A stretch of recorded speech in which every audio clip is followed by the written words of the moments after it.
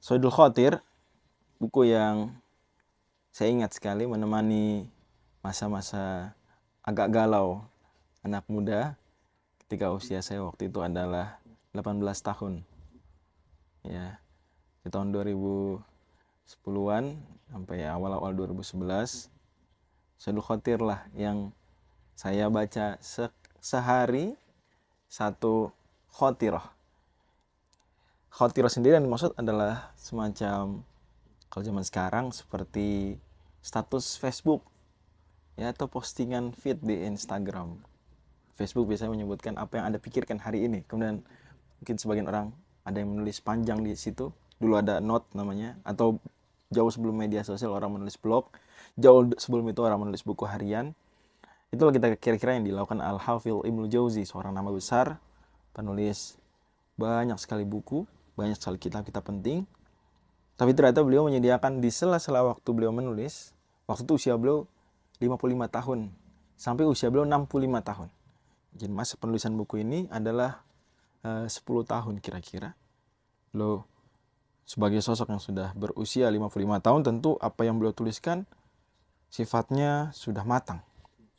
Ya, secara umum. Bukan lagi yang tadi saya sebut, kegalauan seorang anak muda, apalagi kebingungan seorang remaja, atau tulisan-tulisan yang mungkin belum matang ditulis oleh seorang penuntut ilmu atau ilmuwan muda 20 tahun, 30 tahun. Tidak. Tapi ini adalah catatan-catatan ringan yang ditulis sosok sekaliber Al-Hafidz Al-Jauzi yang waktu itu sudah menjadi salah satu ulama terbesar di ibu kota Khalifah Abbasiyah di Baghdad, yang mana hadirin daripada pengajian beliau jumlahnya ratusan, terbanyak dari semua ulama di Baghdad waktu itu. Yang paling banyak hadirnya adalah Al-Hafidz Al-Jauzi. Mudah-mudahan Allah selalu berkahi beliau. Dan Al-Hafidz Al-Jauzi di Saidul Khatir itu menuliskan 501 khotirah, 501 postingan, kalau kita sebut begitu, 501 post ya, atau tulisan ringan, yang mana simpulannya 501 tersebut berputar-putar di 6 topik ya. Dan ini tidak berurutan, itu kelebihan Saidul Khatir. Jadi siapapun yang ingin mendapatkan satu inspirasi, bukanlah Saidul Khatir, dia acak saja. Namun khatirah misalnya sekarang yang saya buka 122, judulnya Al-Ightirar bis Salamah, ketertipuan karena sehat walafiat, karena selamat-selamat saja. Oh, kita sekarang dalam kondisi nyaman-nyaman saja. Bahasa orang sekarang bilang ada di zona nyaman. Ternyata itu bisa jadi adalah menyebabkan ightirar, menyebabkan ketertipuan. Kemudian beliau menjelaskan ya bahwasanya justru sering orang terperosok dalam kekeliruan, mundur dari kemajuan karena ightirar bis salamah, tertipu dengan zona nyaman. Sangat kekinian sebenarnya topik-topiknya kalau mau kita relevansikan dengan masa kita. 6 topik yang tadi saya singgung, yang paling dominan diantaranya adalah pembahasan tentang a'malul qulub, amal-amal hati. Kemudian beliau juga bicara tentang as-suluk, ya, al-wa'dhu lis-suluk, menasihati tentang tindak tanduk kita. Beliau juga mengajarkan tentang at-ta'amul ma'an nas, ini bagaimana sikap kita menyikapi orang lain, menyikapi masyarakat ya. Dan ini 3 sangat dibutuhkan. Bisa dibilang inilah bahasan yang sifatnya akhlaki. Kemudian ada yang bahasan yang sifatnya adabi. Terkait adab, beliau menyebutkan hal-hal terkait dengan ilmu, ulama, dan amal. Ini hal-hal seputar itu. Selain itu, ada 2 topik yang serius. Topik pertama, topik terkait maqasidus syariah. Jadi buku ini boleh juga disebut sebagai salah satu buku yang berisikan pembahasan-pembahasan tentang maqasidus syariah. Setidaknya dari perspektif yang lebih menonjol kehanbaliannya. Ya.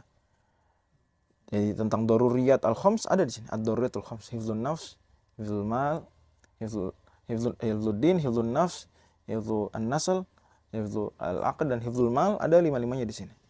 Ya, beliau bahas dengan pembahasan-pembahasan yang beragam, terpisah dari berbagai kasus. Dan yang terakhir, last but not least, adalah pembahasan tentang akidah.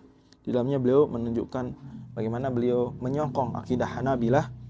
Walaupun tentu saja kalau kita mau bandingkan dengan literatur akidah Hanabilah lainnya, ada beberapa ittirab di situ, beberapa hal yang bisa dikritik atau setidaknya cukup membingungkan karena buku ini ditulis dalam 10 tahun, ada seperti beberapa tempat yang tidak sinkron. Di sini mengatakan A, di sini mengatakan B, yang itulah menjadi bahan kritik sebagian ulama seperti Al-Hafidz Az-Zahabi, ya, mengkritik beliau, dan juga ulama lainnya seperti Imam Ibnu Qudamah dan lain-lain. Sayyidul Khatir ala kulli hal tetap secara umum berisikan bahasan-bahasan akidah Hanabilah, akidah Al-Hadits, akidah Atsariyah, Salafiyah, dan menyajikan juga beberapa hal terkait dengan ilmu yang boleh jadi kita sulit mendapatkan di berbagai buku. Contohnya misalnya, adakah hadis tidak sahih dalam Musnad Ahmad? Al-Hafidz Jauzi sudah bahas itu. Contohnya misalnya, mana yang lebih bagus seorang penuntut ilmu syar'i, dia mempelajari satu keahlian dulu untuk mencari nafkah, kemudian baru menuntut ilmu, atau sebaliknya. Di sini beliau bahkan menyajikan konsep bahwasanya lebih bagus, persis seperti yang disebutkan dalam kitabnya Syekh Az-Zarnuji, ya, Ta'limu Ta'lim, bahwa lebih bagus seorang penuntut ilmu dia di masa mudanya menyiapkan diri untuk satu keahlian, dengannya dia bisa mencari nafkah, agar dia tidak kemudian, bahasanya Al-Hafidz Jauzi, merendahkan dirinya kelak di usia-usia ketika dia sudah tidak mampu lagi mencari nafkah. Karena dia, ya alhamdulillah, tersibukkan dengan ilmu, tapi pada akhirnya akan tiba masa dia betul-betul butuh uang, butuh tambahan. Nah, itu beliau serius sekali soal itu, Al-Hafidz Jauzi. Mungkin beliau pengalaman melihat bagaimana kawan-kawan beliau, junior dan senior beliau di Baghdad. Beliau juga membahas tentang konsep misalnya di sini Khatirah nomor 107, Al-Muwazanah baina dunia wal akhirah. Bagaimana sebenarnya kita, apakah seimbang 50-50 atau bagaimana antara dunia dan akhirat?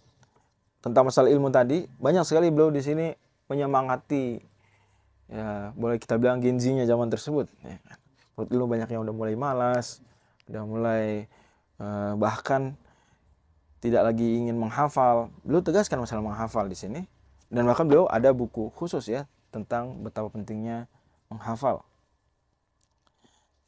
Al-Hathu ala Hifdzil Ilm judul bukunya khusus.